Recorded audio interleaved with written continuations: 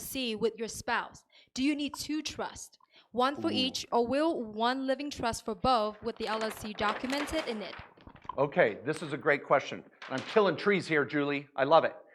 Julie has a spouse. Now, some of you are single, so you're going to have one trust. That's easy.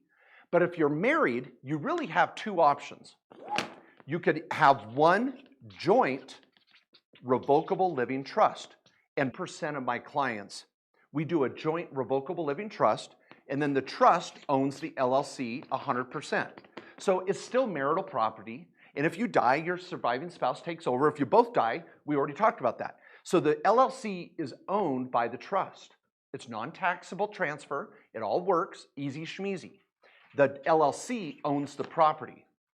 Now, the other option is sometimes I'll do a trust for the husband and a trust for the wife.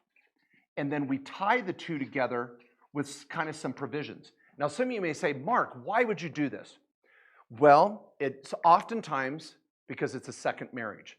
So there might be a sort of a prenup involved. So these assets are husband's assets. These assets are wife's assets. And then we had kids together. So now we got his, hers, and ours. So Steve Martin, Helen Hunt, and 12 dozen, whatever that was. No, Cheaper by the Dozen. Oh, they didn't get remarried in Cheaper by the Dozen. I'm thinking of the wrong movie. Anyway, his, hers, and ours. We're going to have maybe a provision for our children, but we have separate trusts. Sometimes it's good for asset protection. I'll have one spouse that's maybe a surgeon or a doctor or a lawyer, husband or wife, and we want to keep some assets separate from the other spouse. Again, maybe it's a second marriage or there's some asset protection reasons. But I would say most of the time we're doing a joint revocable living trust.